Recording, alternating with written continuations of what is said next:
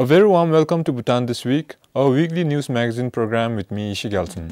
Our top stories this week: Bhutan's gross domestic product increases by about 17 billion ngultrum.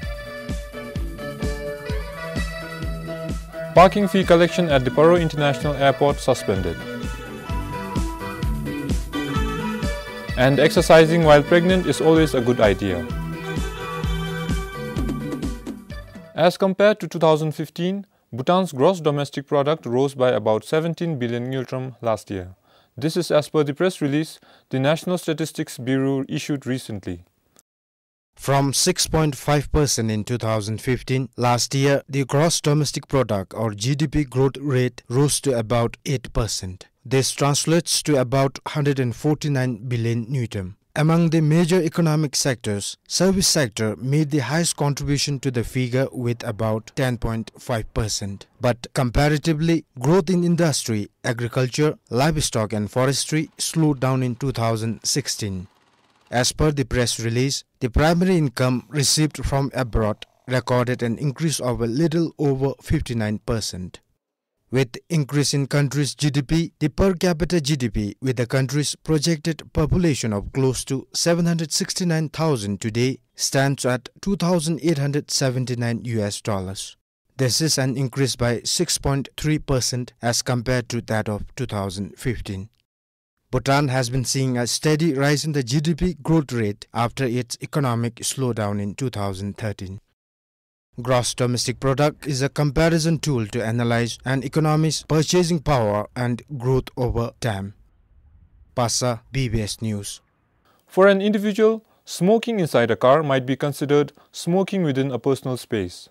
But it is not so in the eyes of the law enforcing agencies. According to the Bhutan Narcotics Control Authority, it is an act punishable under the law. As per the Tobacco Control Rules and Regulations 2016, smoking in any non-smoking area, including inside conveyance, shall be prohibited. This is in addition to the restriction on smoking in public transportation as reflected in the Tobacco Control Act of Bhutan 2010. If a person is found smoking in a vehicle, let's say maybe a private vehicle, in a public place, that driver or the passenger, whoever smokes, will be liable for ngultrum 500 fine. Just like if a person was caught smoking in a restaurant or bar. This year, so far, the BNC fined 112 individuals for smoking in public places. This also includes a few of those found smoking inside a car in public areas. Pema Salintring, BBS News. Overheated Auxiliary Power Unit or APU is what prompted Bhutan Airlines to perform an emergency evacuation earlier this month. The Bhutan Civil Aviation Authority had launched an investigation following the incident. The investigating team found a carbon seal on the gearbox of the APU partially damaged. Also at the time of the incident, exhaustion fumes from the plane's engine gushed out at once together with that of the heated APU. According to officials from the Bhutan Civil Aviation Authority, an aircraft can operate with the APU inoperative. Auxiliary Power Unit is a gas turbine aircrafts use for ground operations. Once the plane takes off, the APU has no function. According to our regulations, if the APU of an aircraft is damaged, they can fly for 10 days. This is because the unit is required only on ground to start engine and provide air condition to passengers. Other than that, it doesn't have much function when the aircraft is in the air. Bhutan Airlines has already replaced the damaged APU and the aircraft resumed its flight operations since 21st September. On 9th September, 70 passengers and 7 crew members of Bhutan Airlines had to be evacuated after a smoke was detected at the tail section of the aircraft. The incident happened at Netaji Subhas Chandra Bose International Airport in Kolkata. After being pushed back for taxiing, the aircraft was waiting to take off to Bangkok when the incident was reported. For Sangishezumin Paro, Sringdandub, BBS News. Helicopter evacuation during a medical situation has proved to be a lifesaver. Swift transportation has been able to provide adequate time for treatment or to refer them elsewhere. But one challenge locals in remote places experience is the lengthy procedure it takes before the aircraft can be called in. All remains calm and peaceful in the valley of Laya. But when an accident takes place and people get seriously injured, the helicopter services seem to be their only savior. However, locals say getting the helicopter here on time is a big challenge.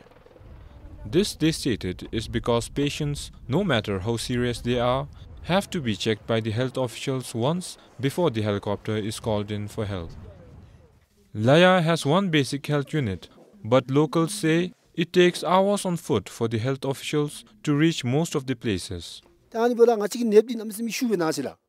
If a person here is seriously ill, the health assistants have to walk all the way to them, and this takes a lot of time since it is tiring for them who have stayed in lower altitude before. And only after reaching there and checking the patient, they call the helicopter. When the place is very far away, it could take around a day to get there and another day to come back. So before they can get there or call the helicopter, if the patient is critical, they sometimes die.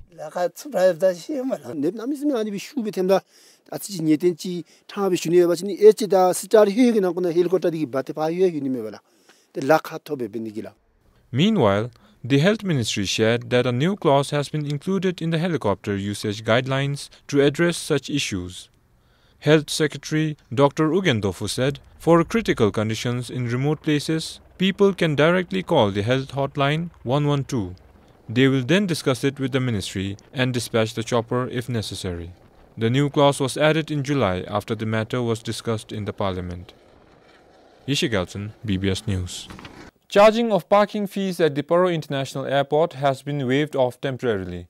The Department of Air Transport terminated its contract with the service provider USD Enterprise after it failed to pay the agreed rent. The Department of Air Transport suspended collecting parking fee at the airport since September, 6 months after it was introduced. Officials say USD Enterprise owes the department 280,000 Newton as rent. The contractor, from our point, is that, and from his point, what he said was that he had misquoted and he had put way above what he was earning. So therefore, he could not continue. So he had officially written to us that he would like to withdraw because he could not get the income. So therefore, we had to terminate because our agreement was for 2 years, but he has not fulfilled that. So we had to terminate the contract with him. While re-tendering the contract for parking fee service provider, the department will focus on improving the parking services. The office is also planning on reviewing the parking fee structure. This 1 month, we did some studies, and among ourselves, with stakeholders, we had some meeting. And now we have come out with a structure, and definitely we will be tendering it in another 1 or 2 days' time. And this time we will not, from past experience, we will not go only on financial, the financial input, but definitely we will we will give some points on the technical. We'll be concentrating more on the technical side, what type of equipment they plan to install, what type of structure they plan to build, the system they are going to introduce. So based on that, the charging of parking fee at the airport will resume from December this year. For Sangichezum in Paro, this is Ringdandub, BBS News. What has been a frequent topic of discussion among the local leaders of Jamgang will finally be settled. The Education Minister confirmed that a degree college will be established in the Dzongkhag in the upcoming 5-year plan. In a meeting yesterday, Education Minister Norbu Wangchuk informed that the government has been directed to explore alternatives to open a college in Shemgang. The issue was discussed during the recent National Assembly session in May. Shemgang is one of the least developed Dzongkhags and it is centrally located. So considering this, we found it most suitable to establish a college here. The development is also as per the wish of the Dzongkhags people. People in Shemgang during the Dzongkhag Tsokdo in February last year requested the government for a college in the Dzongkhag. They had proposed to upgrade the Shemgang Central School.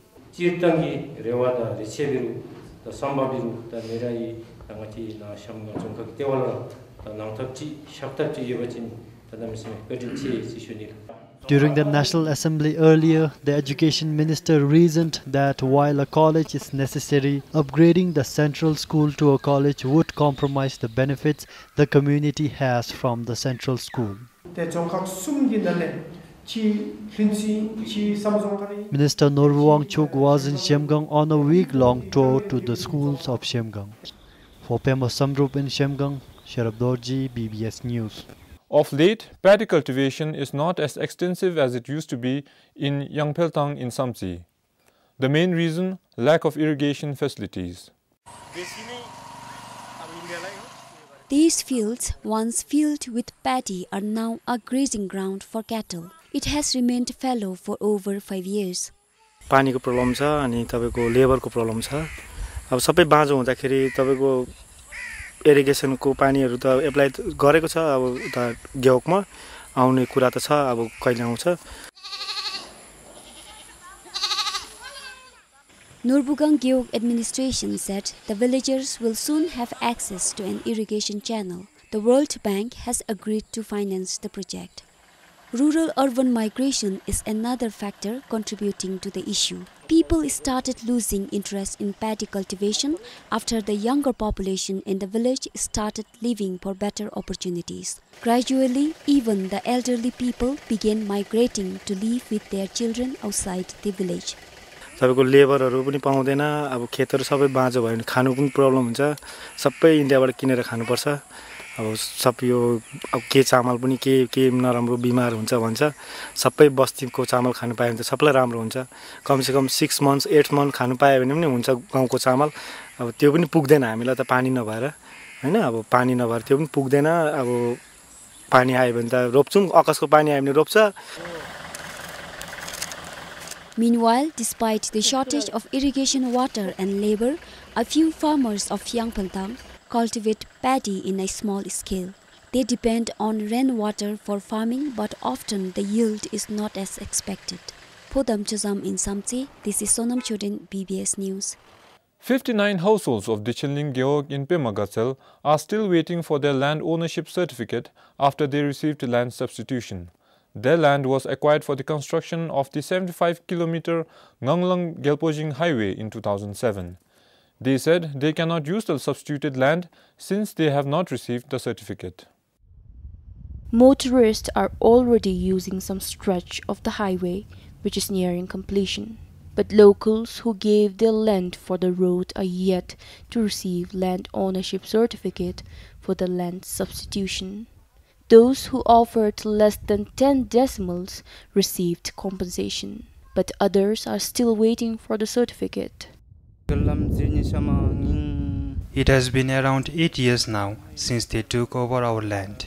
We have not received our land ownership certificate for the substituted land.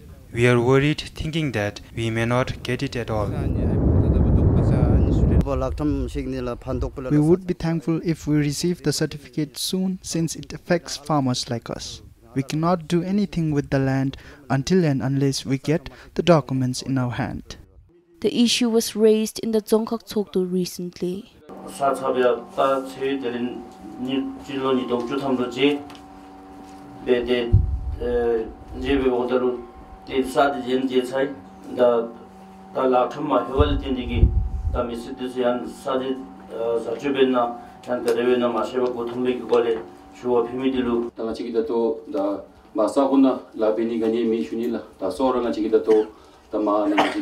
System nalo ti isa kon nalo te upload be wa yishunila an bio tolo dato tamanga chi ngalam jungkholo dato kho labi me nilimi an bedolo ta koroni khatole dato khati besusu dato khongi bedo debodolo dama dishel jamji men de manga chi daro nalrongi hogi yu an dizumbe de shokulingi yu an bedolo ta dumbechi dama la le shebe de kho mini gi de ba sama suba dumbechi de la be mosu yu.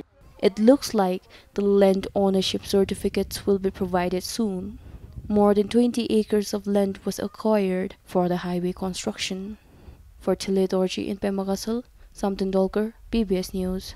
If the number of pregnant women visiting the National Referral Hospital for exercise is an indication, then exercise is gaining popularity among the pregnant women in Thimphu.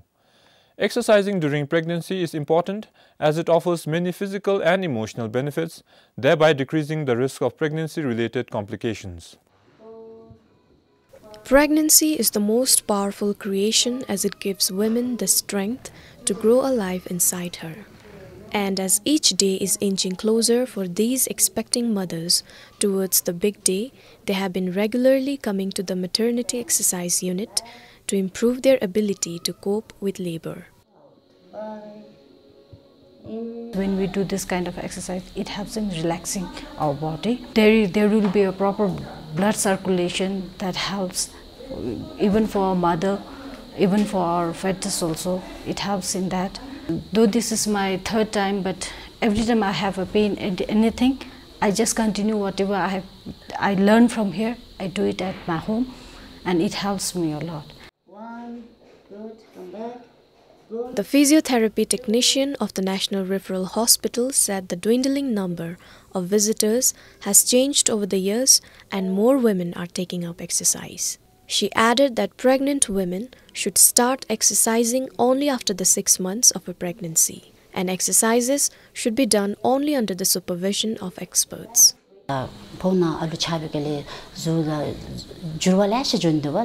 Physical changes. During pregnancy, she undergoes a lot of physical and mental changes in her body. Swelling of legs, body aches, cramps and various other problems related to pregnancy can be reduced with exercise. So if we continue with exercise, we can have normal deliveries without having to go through cesarean.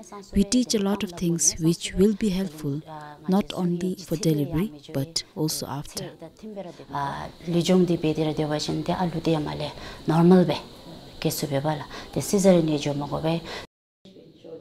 While pregnancy drains a woman's energy, regular exercise can strengthen muscles which help the body cope better with aches and pains during pregnancy. The center started the maternity exercise unit in 2014 to give basic and advanced level of exercises for the expecting mothers.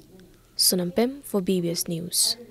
Bhutan has only 2 rehabilitation centers which houses close to 40 people for 3 months.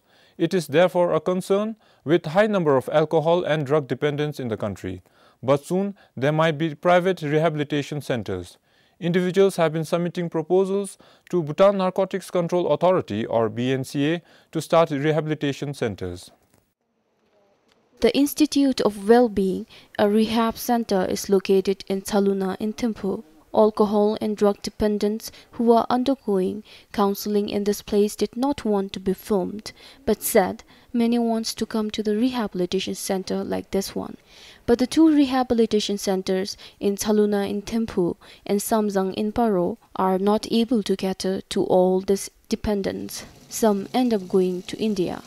I do have some friends who have been there, and when we listen to their stories of how they were rehabilitated in a different culture and different code of ethics, and the money flow, our money is going outside, and also as of what I heard is that there have been some sort of serious therapy from where the patient can't get up properly. They're beaten off and then put into detention or in a single room. Fees ki thekha edibiru te nadinga chasi jamistunina te ma bewa chasi fees mam tegowe. In terms of fees also is quite cheaper here. In India the fees are expensive. Facilities may be good there, but some of my friends who have been in Siliguri and Sikkim Rehab Center, they say they had hard time with violence and therapy. They say it's better here.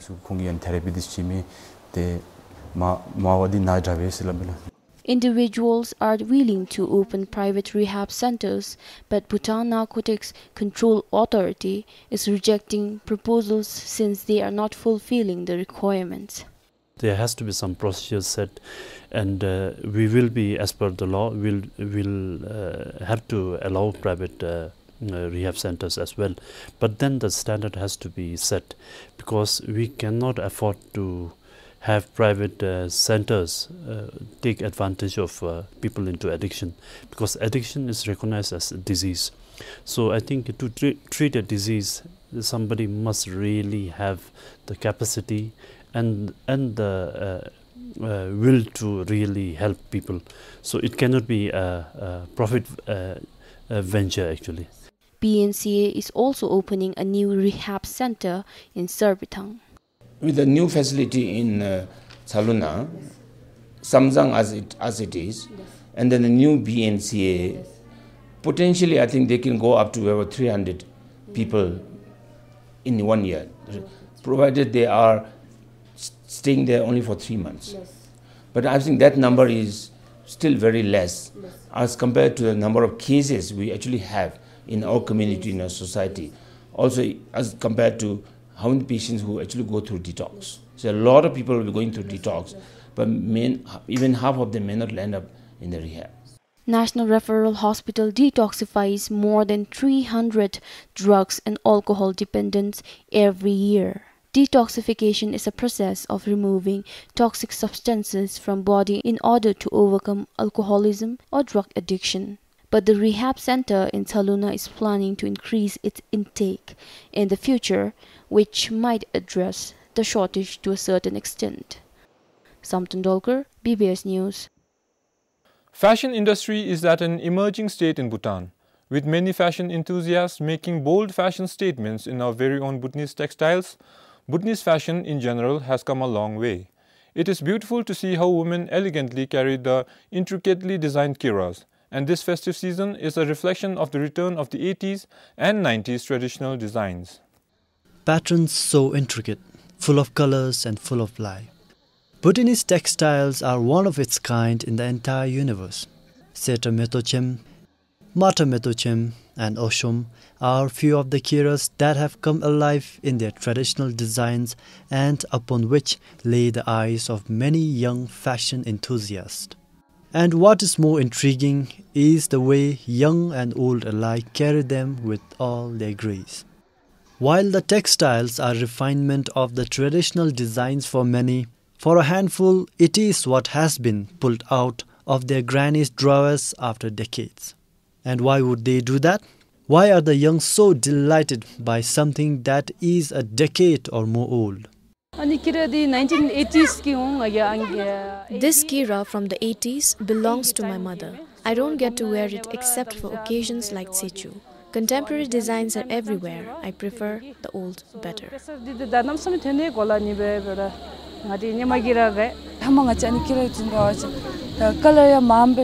Traditional designs are all about colors.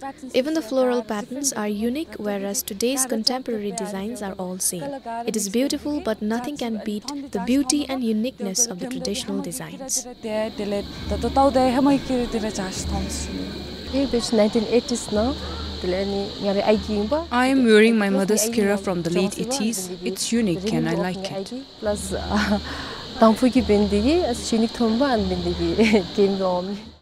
Karma Siring Wangchuk runs a Facebook and Instagram page, Bhutan Street Fashion. He has been capturing the evolution of Bhutanese textile and fashion for about 7 years. He defines Bhutanese fashion trend as becoming slightly conservative, which he says is what makes it unique in a world so consumed in the concept of sameness. So I think it is coming if we keep going about in a more progressive, like embracing our heritage too and keeping the uniqueness. I think I see a future in Bhutanese fashion if we don't blatantly copy the rest. Like you go to any fashion magazine, the silhouette, the clothes that you see, everything seems to be like borrowed or copied. There's no uniqueness to it. But when you look at our own clothing, the kiras, the gos that we wear, the tegos, it is so unique. So I feel like if we take that as an inspiration and use it into our own unique fashion line, I think that would be so good. Just in its emerging stage, fashion industry is apparently very promising, with many ecstatic about the uniqueness of our designs and embracing it with an open heart, Bhutan is not very far from producing world-renowned designers and huge fashion fraternity around the globe. For PubGem, this is Sharab Dorji, PBS News. Well, that's all for this week. Until next time, this is Ishi Kelson saying goodbye.